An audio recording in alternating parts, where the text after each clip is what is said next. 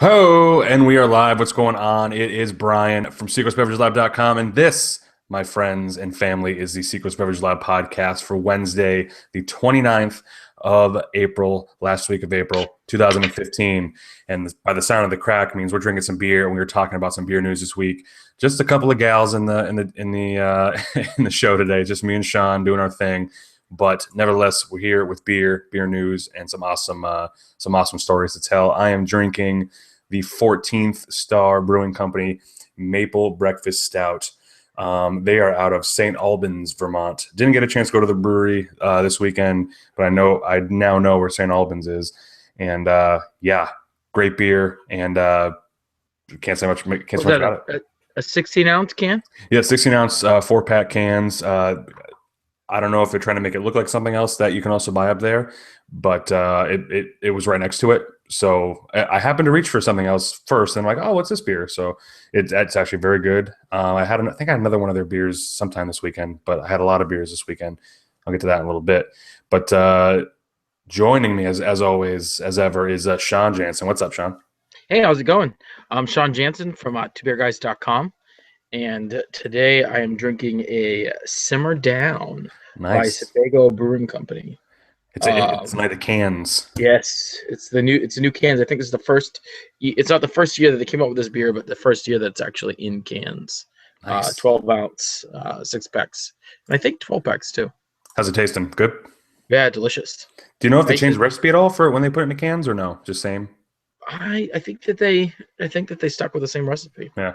How's a curveball? I don't even know if they did or not. And I didn't expect you to know that. Yes, they did, and they changed this exact piece of the recipe.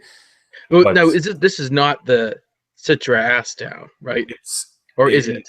It is. Well, it isn't. I think they changed the recipe when they made it Citra. What's it now? Simmer Down. Yeah. So I think that's based off of Citra Ass or Citra Saz, whatever it was called. Citra Saz Down. I think, but yeah, it could be wrong, and I'm sure people that are watching and listening can hopefully correct this because that'd be good.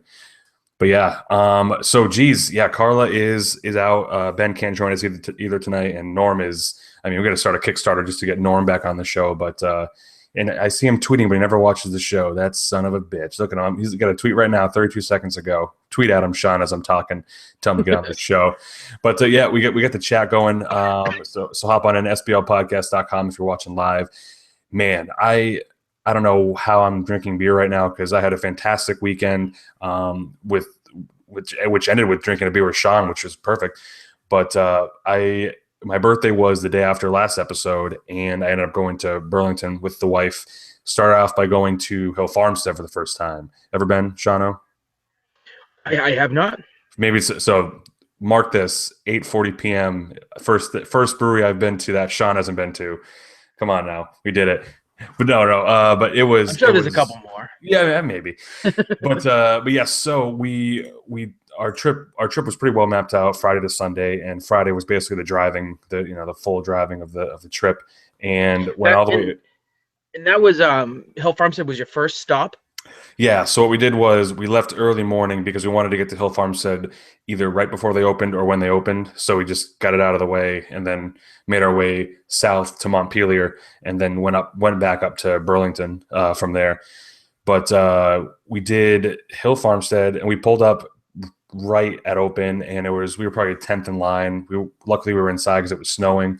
But I mean, you pull up on it, and it's like, yeah. So I mean, we're driving through because we took Route 93 all the way up through Woodstock, Lincoln, and all that, Littleton, and there's snow everywhere. And we left, 50-degree, Portsmouth, no snow on the ground, no nothing. So it was weird, but got all the way up there, and we were inside. You pull up on this dirt road, and oh man, I mean, if you guys ever plan on going up there, go when it's a nice. I mean, it doesn't really matter because the road's atrocious anyway. But you pull up on this brewery, and they're adding an expansion to it, and it looks gorgeous. Like it looks like when they have this proper tasting room open again, like the new side of it, it'll be awesome. But we got there, and they serve tasters to you in line, which is awesome because it wasn't that long of a line, but people. They have a 5 growler limit, or so you can fill 5 growlers. Yeah, so which is good for us New Hampshire people is you can bring, or anyone, you can bring whatever growler you want as long as it fits their size standards. So I brought like a long neck couple long neck tree houses and a long neck Blue Lobster bottle, and they were fine filling that.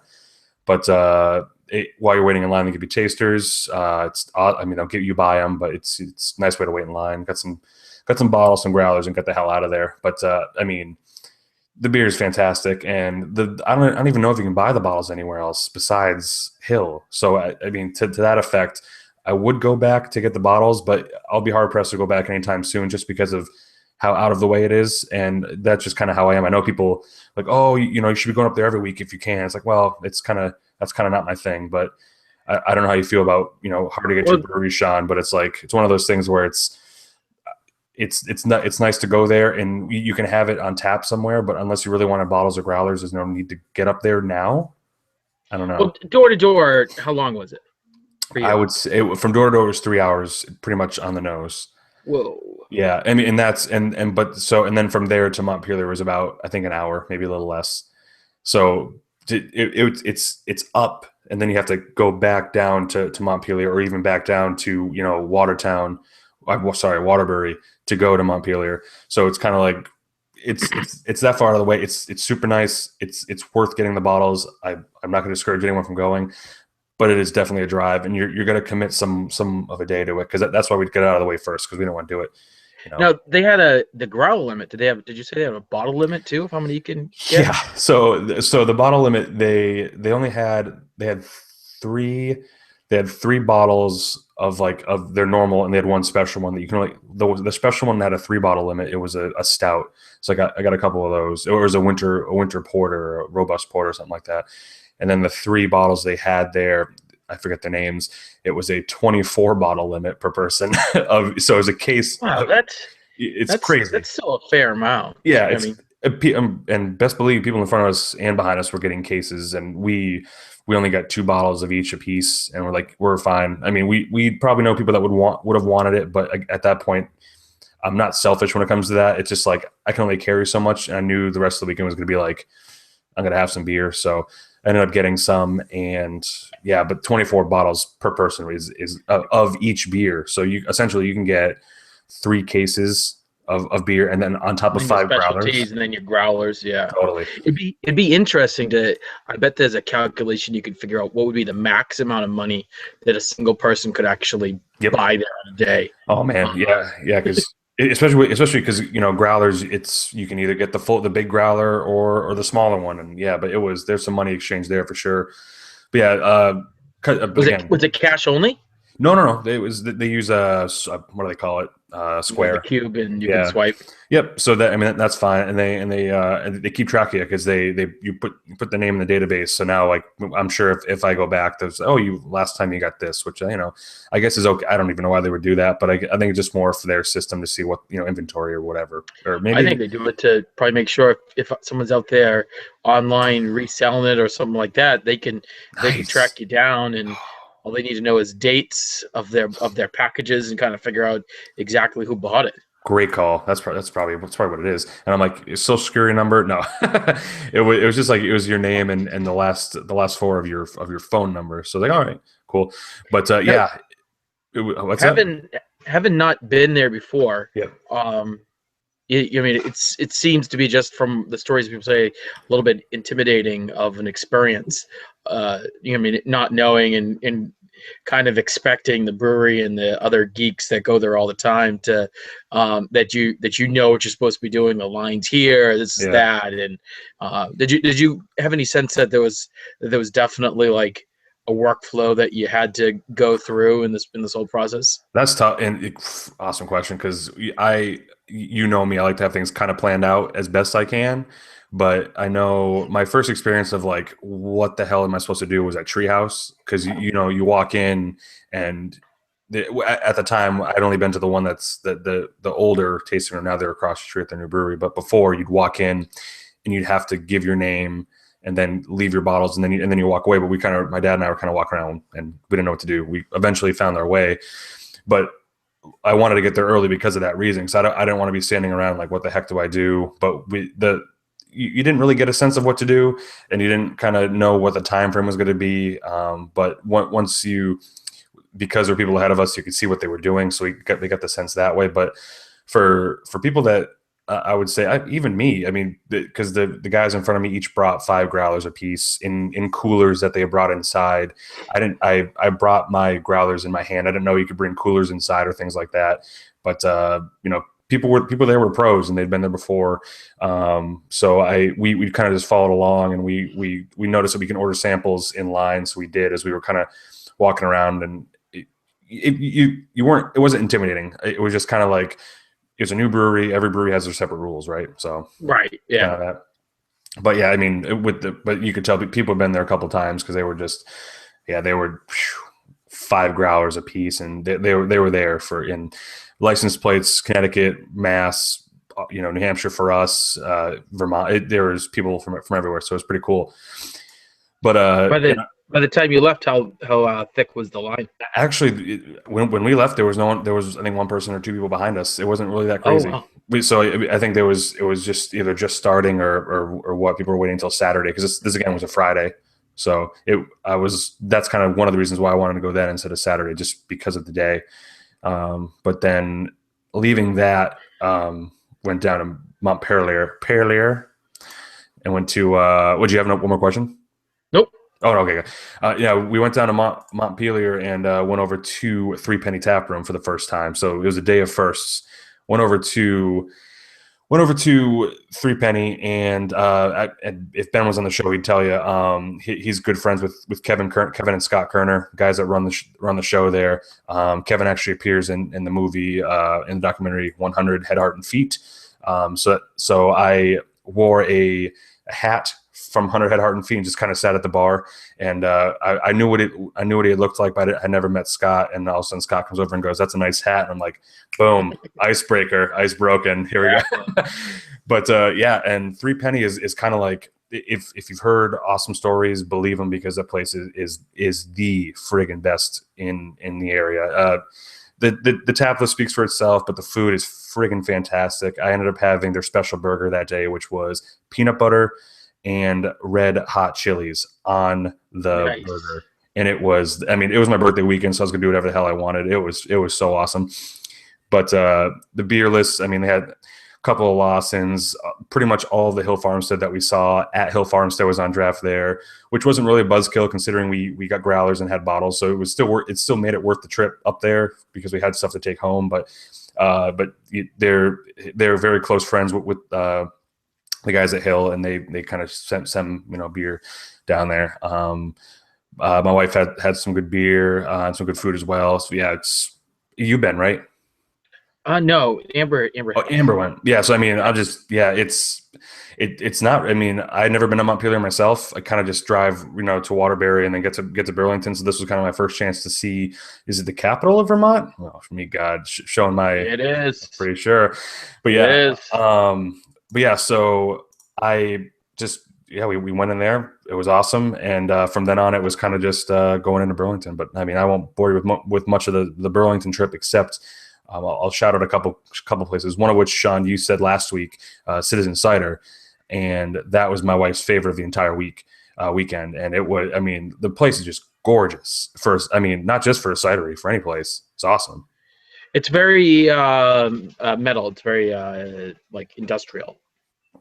Yeah, I mean, and the cider is great. We took a bottle home, but yeah, it was great place. A couple of standouts to me in general were the new Switchback tap room. We usually make it a kind of a thing to stop at Switchback just to get a couple tastes. Even though, oh yeah, they have their Switchback ale, their roasted red and brown ale, like cool. We pull up and there's this line out the door, and they have built an entire tap room off of their tasting room with I think 7 of their own beers now that are some are experimental. Wow. Just for the tasting room. You can get flights, pints. It was mobbed, and we just walked in there like we weren't even expecting any of it all. We're gonna get try a taster of this ale and then keep moving, but ended up staying there. I had a saison from them, and they had a Citra IPA. I mean, we were floored by them. Like we had to keep looking around. Are we in Switchback right now? But yeah, for those that are listening, I've never guessed. I mean, we will. I mean, for the longest time, we had the Switchback regular or whatever you'd call it, and then the red came out last year. Yep. Yeah. I say it's we're just floored by it, and we were again was hoping to stop there for just the one, but ended up staying there for a bit. I totally recommend for anyone that's driving through there. Don't I mean if you've been to Switchback before, I mean, geez, they even said they're celebrating a year in June, so it'd been open a while. I just hadn't been on my radar, but it was definitely worth it. That for sure. I believe it was the place we went to for dinner. I forgot what it was called. Chinese place. Hold on a second. Wait for it. I typed nothing into something. Here we go. I think it was called this.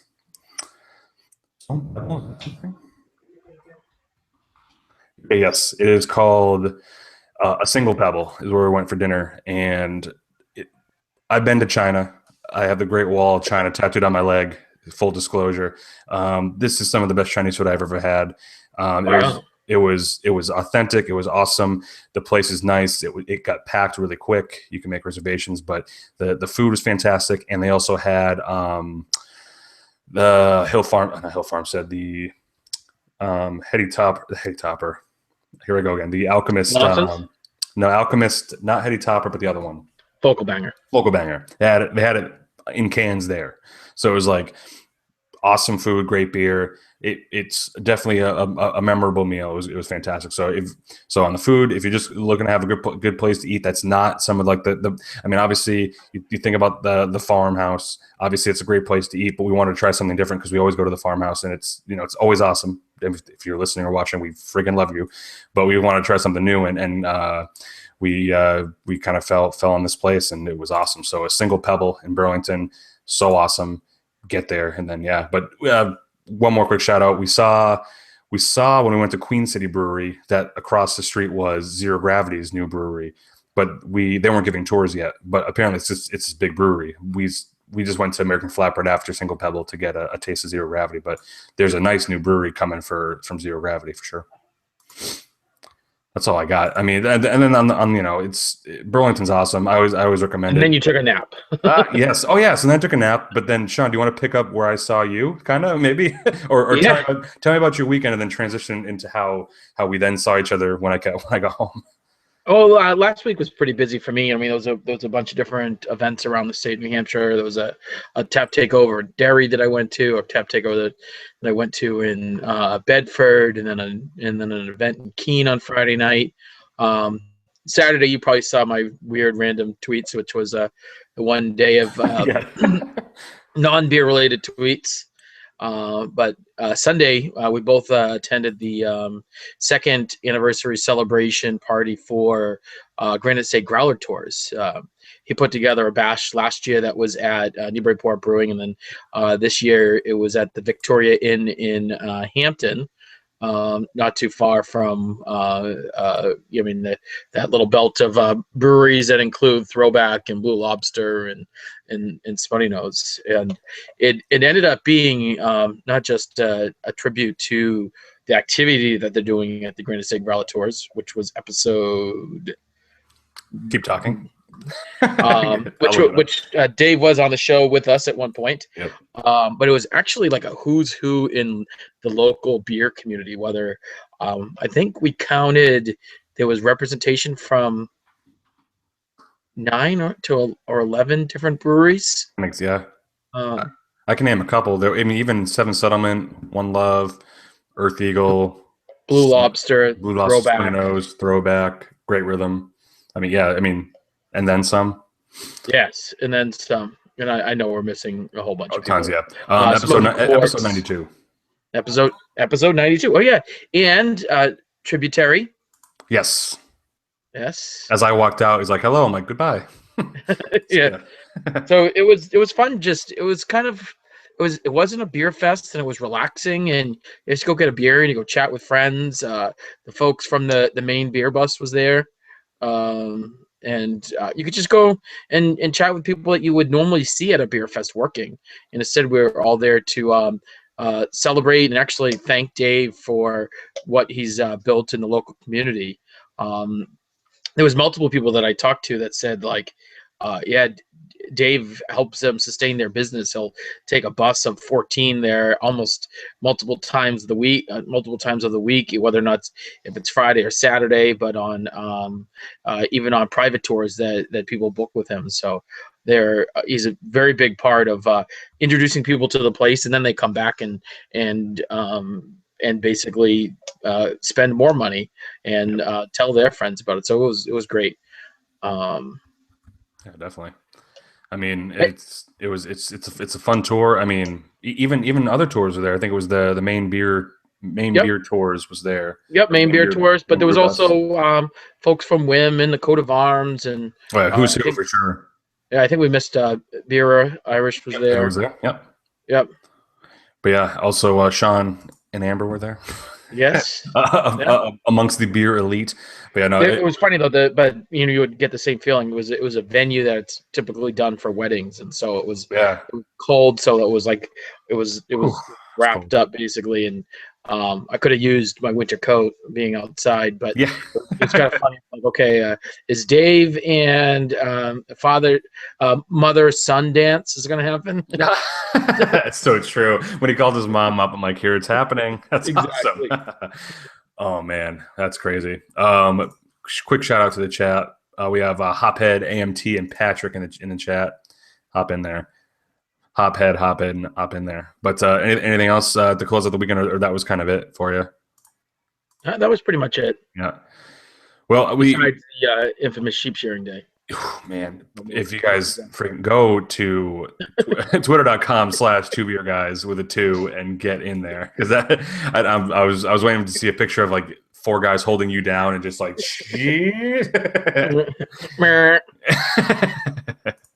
oh man. But so we're trying to dig up new when we don't have guests. We try to dig up some news, and usually the summer is more for the spring and summer more for like beer releases and stuff. But we actually were able to find a couple good ones. But we got some CBA news. It's the Craft Brew Alliance, right? Is that what's called now? CBA. Yeah. So that was called the Craft Beer Alliance. But anyway, for the first topic is Sean, if you want to put the link in the chat so that if they're following along, they can kind of see what's going on. But yeah, so we're talking about the Widmer Brothers Brewery, talking about a major expansion. This was announced a couple weeks ago. But they announced then that a $10 million investment to expand its brewery in Portland. The expansion will increase annual production by 200,000 barrels. By 200,000 barrels to a total of 750,000 barrels. The entire expansion project, which includes significant brew house enhancements and a new innovation brewery, is expected to be completed by early 2017. We went there a couple years ago, Shano. I don't know. Did you get a chance to go there for CBC, or that wasn't on the agenda? No, I was just there again. Oh, no kidding. Oh, how was it looking? I mean, same as ever? It was same as ever. They had an event that went on in their tasting room, and then a separate event that was going on in the production facility across the street. Awesome. Yeah. So I mean, it's huge in its own right. I mean, that's where they're based out of. That's their stomping grounds. But to be able to increase it by such a big, it might only look like a drop in the bucket. I mean, no pun intended. It might only look. I wonder how it physically looks, because the building's pretty big anyway. So I don't know if they're going to be adding on to it, putting some more barrels or what, but that sounds like a lot of beer to me. And Widmer's, they're all over the place, widespread. Obviously, I don't think they brew any here at Red Hook in New Hampshire, because they might, but I can't speak for them. They brew some of the styles. Some of it, but not obviously. Not all of it, but some of it. It's most of the stuff that's brewed in Portsmouth, New Hampshire, is for east of the Mississippi sales. Okay, gotcha. Cool. That's kind of how they separate it out that way, and kind of for logistics and kind of costs of keeping the cost of goods down. And it says, quick stat, the additional 200,000 barrels in brewing capacity represents over 12% of the 1.6 million barrels of beer produced by all Oregon breweries in 2014. That's pretty nice. That's a cool stat. So basically 12, yeah, that sounds way bigger than I was making it out to be. I was thinking a big drop in the bucket. That's a shitload of beer. Exactly. That's tons. Oh, man. Okay, never mind. So expect like a big add-on. Yeah, but yeah, so that's something cool about them, and yeah, and for those that are in the area, or for those that are not in the know, as far as like who owns what or who's a part of what, the CBA, the Craft Brewer Alliance, also contains Red Hook and what Sean's gonna be talking about, Kona Brewing Company. Kona. So what do we got Yeah, with so some Kona news as well. it was actually 10 days after that, around April 23rd, CBA announced again that they're going to be building a $15 million brewery in Hawaii, which is going to include a new 100,000 barrel brewery. And they're expecting the brewery to be operational by 2000, fully operational by 2017, about the same time that the Death Star will be completed. Nice. So they're basically looking at their existing footprints in both places and realizing that to be able to grow across the country, they're going to need to be able to produce more beer, and they know that they have to produce that additional beer themselves. So adding bigger systems is where it's come down to. Yeah, One I of the mean, yeah. So go ahead. No, I was just gonna say, it's one of those things where Hawaii is such a small island that it's, adding a brewery like that is gonna put beer out pretty much. I mean, there's is it Maui Brewing is already out there. So and this is gonna be a big footprint for craft beer out there. So the existing location for Kona is a brew pub which produces about 12,000 barrels of draft beer a year. So they're jumping up quite high there. And there's an interesting note about the system that they're adding. It has a 20 hectoliter high efficiency brewing system that uses a mash filter instead of a larder tun. Yeah. So it will probably, they're saying that it's going to increase efficiency and improve sustainability. I suspect it's probably going to reduce the amount of time that the brew time takes from start to finish before it before it goes into basically the fermentation tanks, which is saying is going to help them save some money. Yeah, I mean, I think Pete in the chat I mean, he's got a good question. Is Hawaii is an odd choice, but why? And that I kind of have the same feeling. Is obviously representing Hawaii, you want to have a brewery there, but is that gonna cost more to ship it back east if you're brewing it as far west as Hawaii? Or I just wonder what those logistics are. Is getting that, but. Or, as Patrick mentioned, is it because they're going to be shipping more west? Yeah, west shipping west exactly. to the Far East. Exactly. That's awesome. West to the Far East. Yeah, that very well could be. I mean, it's yeah, from a domestic shipping standpoint, it seems weird. Maybe they have something worked out, or maybe they're planning on pumping out 100,000 barrels in just Hawaii, and that would keep that state afloat with beer. That's a lot. I wonder if, with their current capacity, if they're brewing it on the mainland right now and having to import it back into Hawaii. Oh, so you think there's some sort of law that says they got to have it distributed Well, back? maybe that their demand is higher than their local capacity. Oh, right. So brewing this bigger system, as you kind of mentioned, that it allows them to not have to ship it back to them. Yeah, makes sense. Even the train agrees. I just drove by as I tried to mute it, but no. Yes, I totally agree with that. It's not on my bucket list, Hawaii, but I'd go anyway just because I'll go anywhere, really. But yeah, I mean, that'd be very. Didn't someone from Red Hook go out to Hawaii? Yes. Yes, the Red Hook, one of the Red Hook brewers, the head brewer of 2 years ago, took a position as the head brewer in Kona in Hawaii. So there you go. I mean, talk about job security right there. You're gonna be getting yourself a $10 million brewery coming at you. My God.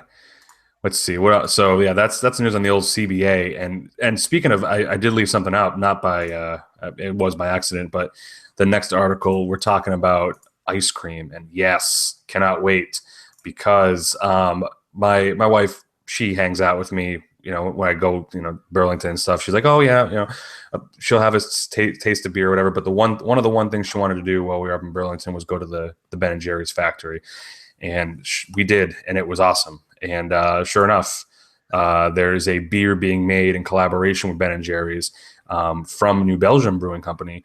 So it's going to be a nice. I don't know what it's going to be. An ice cream beer. What do we got going on here? It says.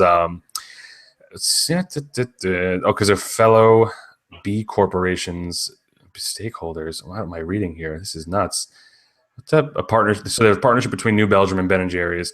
It doesn't say anything specific about the beer, but I don't know. So the beer, I have it right here. Oh, do you? Okay. Oh, there's the link. Oh my God, I'm like.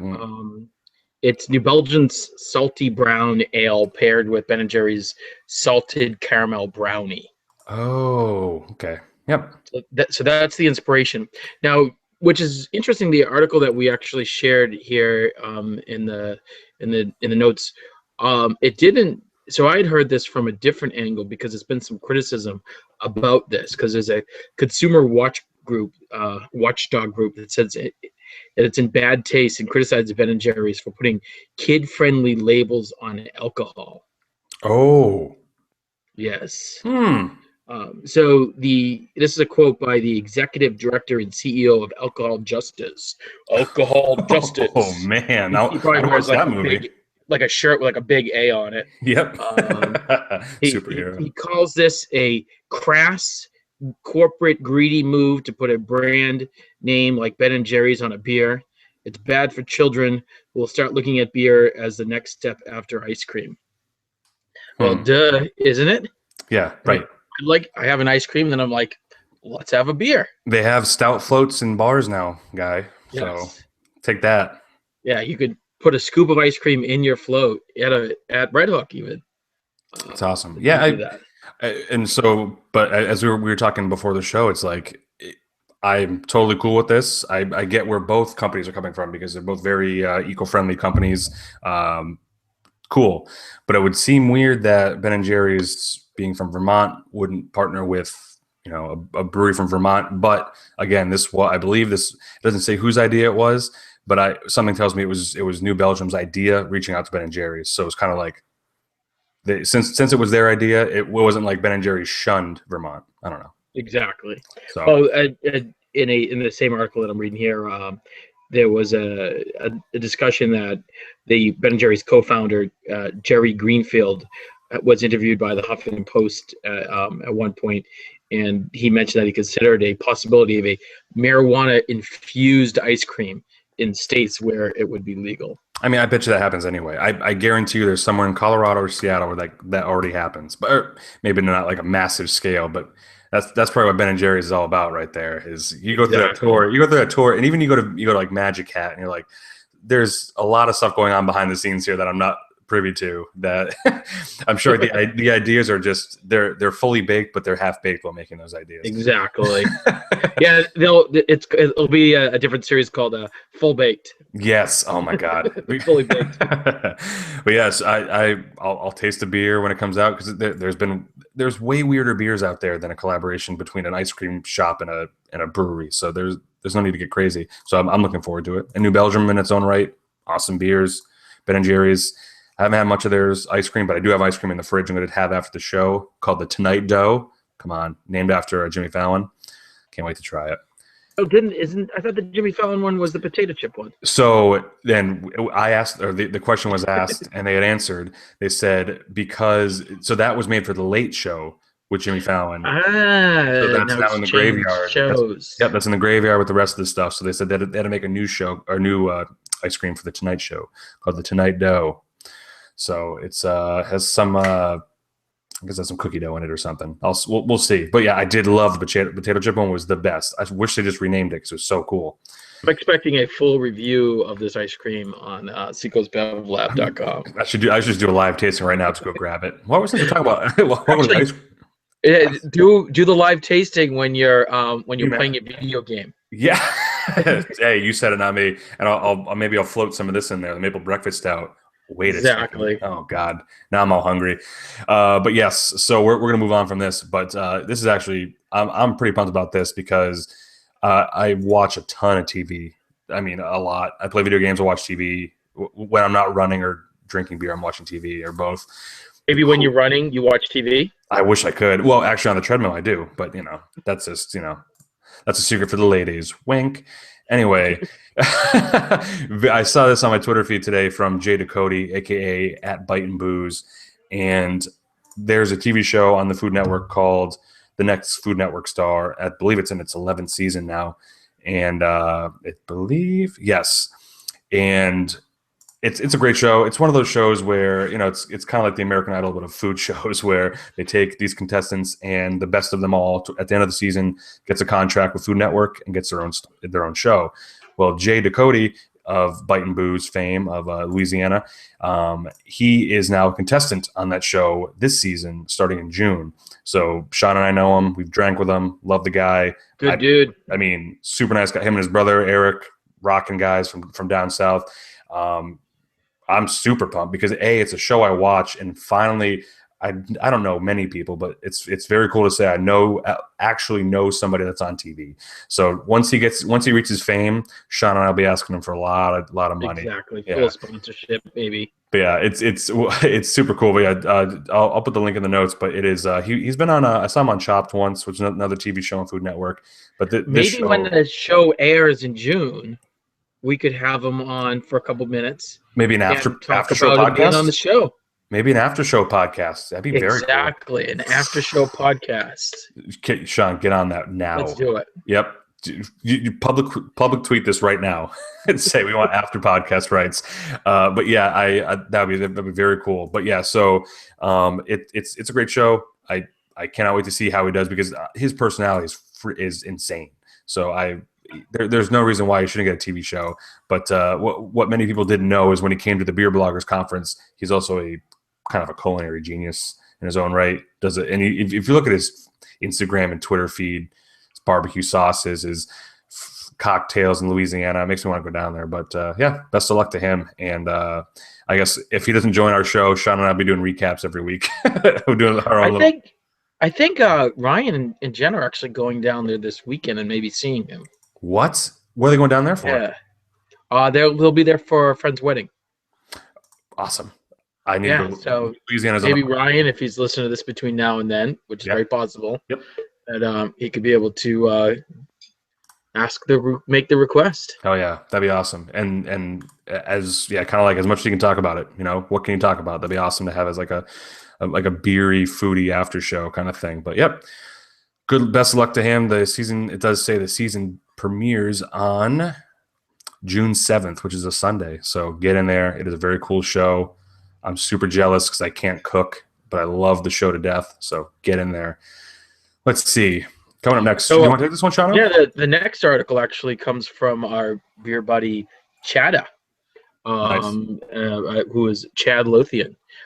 He writes for the blog If My Coaster Could Talk, which is part of the BangorDailyNews.com. He wrote an article that caught my eye, and it was titled "Marshall Wharf Brewing Forced to Idle Canning Operation." Oop. Now, I read that. My first thought was, oh no, what happened? Did the feds come in and say, you're canning these cans, and now you got to put labels on them for really what they are, and we're not going to allow the sticker anymore? But when you get into the article, it was basically Chada reached out to the owner, David Carlson, and found out that the building that houses the canning line needs to, it's because of the winter season, needs to be restructured. So the supports holding it up need to be, they eroded and they need to be rebuilt. Jeez. Okay. So the good thing is that if you are a Marshall Wharf fan, this is not going to prevent you from getting growlers or visiting their tasting room, which will still have fully operational beer functionality. What it will mean that if you are a take-home or someone else in Maine looking for some cans, they're going to be on hiatus for a while. So if you do happen to be in the store and you see them, gobble them up now, because what you got is what you got until they restart. It doesn't say how long either, right? No, it's kind of it could be a short term or a long term. I assume that this picture is a recent picture. Yeah. It's got some supports on the outside of it. Okay, yeah, like some Um, braces or whatever. yeah, Yeah, well, and it stinks for you know, kind of you and me, because I think the closest we can get in cans is Tully's up in Wells, which not a what terrible drive, but it's kind of sad to not get some when you want some. I know they I'm a have. I'm a big fan of Cant Dog and Oh man, um, Cat Dog. Yep. I mean, I believe that a beer like Can Dog can match up against any topper if there was such a competition. But yeah. If there was a blind mono e mono yeah, we should, one we on one, that's still your idea that we have yet to do, is a blind test on the show. We'll make it happen soon. 'Cause I like the idea of making that crap. And oh, what are we going on here? Want we take this one? This next one? yeah. So yeah, so check out Marshall Wharf. And again, if you're not in the main area, and if you happen upon the main area, some of the elite bars have it. Definitely worth checking out. Great beers. Cant Dog. They have another. They have other beers for sure, but Cant Dog is Ace Holmes. I believe is one of them. Check it. So we got Boston Beer acquires New York Apple Orchard. So I guess kind of a the more you know kind of thing is Angry Orchard is Boston Beer Company. For those that didn't, I mean, we knew that. You might not know that. So if you see Spoiler those, alert. yeah, spoiler alert. Sorry, kids. Santa's real. No, but yeah. So and many people don't know. I told someone last week, like, no kidding. Yes, you see all those nice commercials and stuff. It's Boston Beer. Anyway, um, they announced it acquired a 60-acre orchard in Montgomery, New York, which is upstate. The company also plans to build a small innovation cidery. So first of all, we just talked about Widmer building an innovation brewery, and now we have Boston Beer Company building an innovation cidery and tap room in this space up in upstate New York. So that's kind of so. Let's see. Jeffrey Christ, the president and principal family owner of Christ Brothers Orchards, which sold the property to Boston Beer, said that about 40,000 bushels, which are about 40 pounds each, could be grown on the orchard. I mean, it seems pretty good, and it's kind of like an experimental area if they wanted to, which they're kind of going that way. Is where here's the orchard where they might even market it as here's the orchard where it all began, or it all Exactly. happens. Yeah. So now we have an orchard. It's a thing. The interesting thing, not noted in this specific article that I've read in some other articles, they mentioned that the majority of the apples here are not cider grade or cider made apples. Which I mean, there's apples for all sorts of different things. So I mean, it's probably mostly like eating apples or like Yeah. apple juice versus like Mott's applesauce. So it's not necessarily the cider apples that they specifically need. So they'll be working with the farm or on the farm to actually transition some of these acreages over into actually cider making apples. Yeah. And this article also doesn't mention who they hired. They hired somebody from Virtue Cider. And Virtue Cider was the cider manufacturer that, or the cidery that opened up by Greg Hall, who was formerly from Goose Island. Very interesting. Okay. Yeah, so Takes one of the cider makers that he had actually got recruited by Sam Adams, or Boston Beer Company, to be their head cider maker, and with his new venture, which seems pretty cool. Oh, totally. Yeah, and it seems like it's going to be a pretty quick turnaround for that tap room. It says late fall. So, but it does say it depends on the fermenting of the apples that are on the orchard currently. So they could get there and be like, "Oops, these apples aren't ready," or something like that. I don't know. Exactly. I don't know how it's made. But yeah, that's something. It's very interesting. And although BevNet and Brewbound mentions that there's been only a slight decrease in cider sales, I would hesitate to say that, or I wouldn't hesitate to say there's a lot of craft cideries opening now. Not because of Angry Orchard, but obviously we have one here with North Country. We have one with the one I just talked about, Citizen Cider. So there's a boom of cideries coming in. So maybe they'll see either more sales, or maybe they're saying less sales for Angry Orchard because of this. I don't know. Well, what could happen is that the overall market just increases too. Yeah, it's true. What else we got here? We got And Governor so of this is Maine. an interesting Oh, article that I found that I also saw on Brewbound, and it was titled "The Last Call: Governor of Maine Vetoes Beer Bill." Um, we've talked about this a couple times.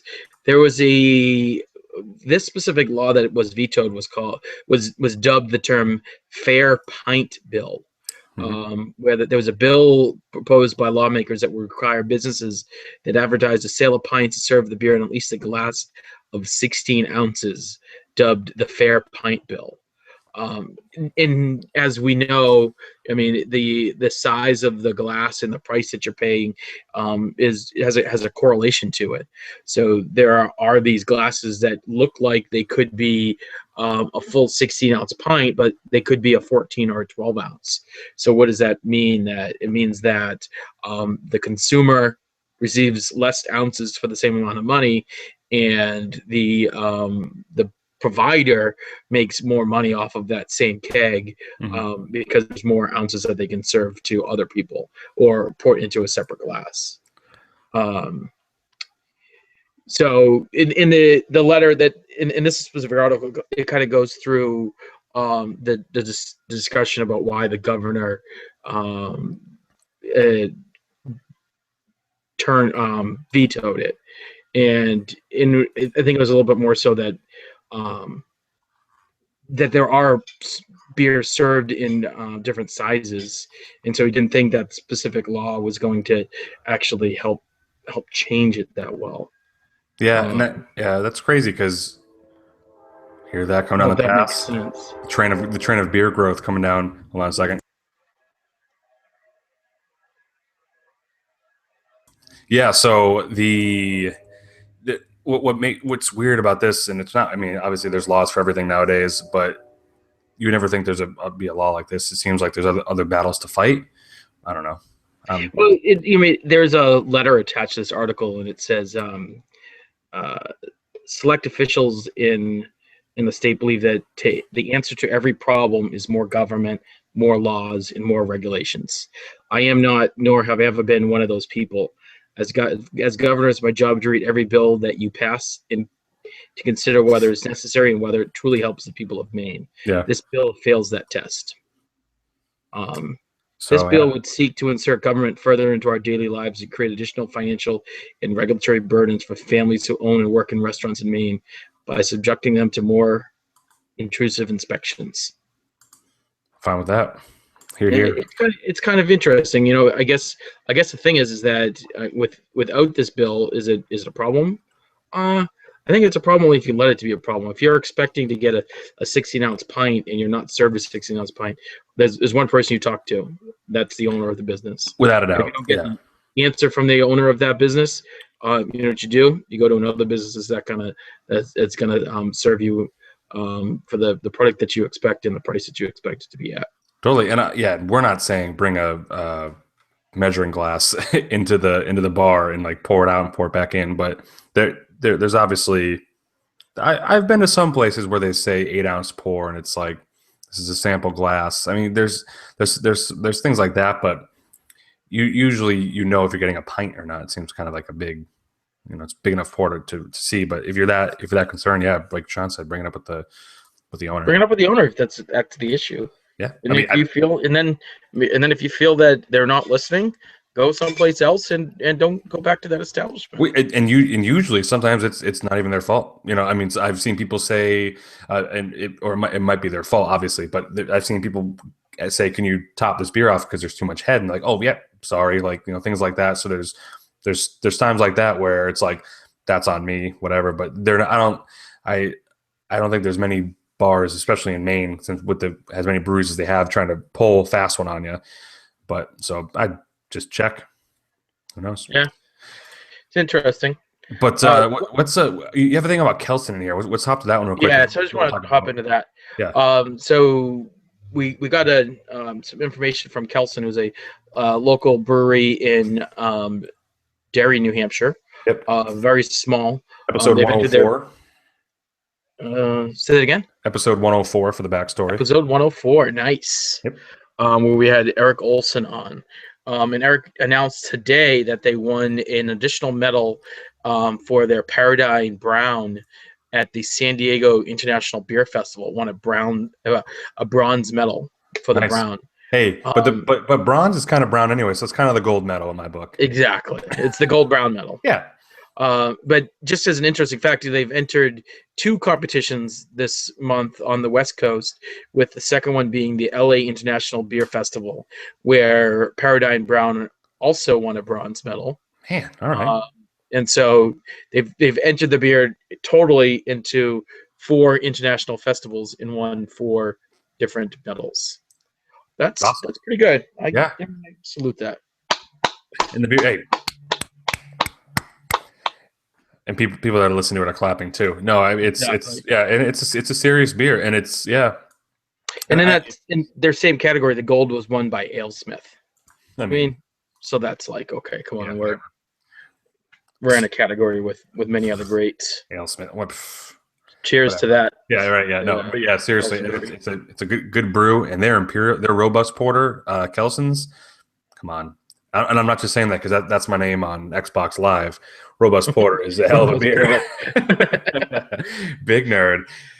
No, but yeah, fantastic beer, and it's cool to see that even though they're distributing tons of beer to the state, they still send a couple out to competitions because that might raise awareness for them out there. I mean, and that could be a whole different thing. Is once the West Coast tastes some of the beer. I mean, I don't know how that works, but I can only imagine if someone's talking about Kelson and out west and like, oh my God, we got a beer trades.